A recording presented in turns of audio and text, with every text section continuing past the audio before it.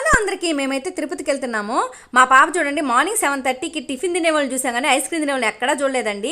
ఇంకా బస్సు అయితే దిగేసి ఆటో అయితే ఎక్కేసాం. మేము తిరుమల హాస్పిటల్కి అయితే వెళ్తున్నాము. నాకైతే థైరాయిడ్ ఉంది, 2 ఇయర్స్ నుంచి అయితే నేను టెస్ట్ చేసుకోలేదు. ఇంకా అందుకనైతే ముందు రోజే వెళ్ళి బ్లడ్ అయితే ఇచ్చేసి వస్తే మేడం నెక్స్ట్ డే వస్తాయి రిపోర్ట్లు రమ్మనింది.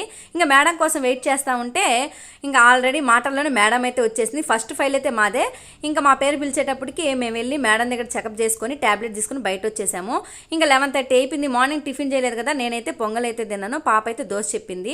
ఇంకా కాలేజ్ కాడ వర్క్ ఉంటే అక్కడ చూసుకొని బయట వచ్చేటప్పటికి ఇంకా బస్ స్టాండ్ దగ్గరలో ఈ ఐస్ క్రీమ్ పార్లర్ అయితే చూసింది.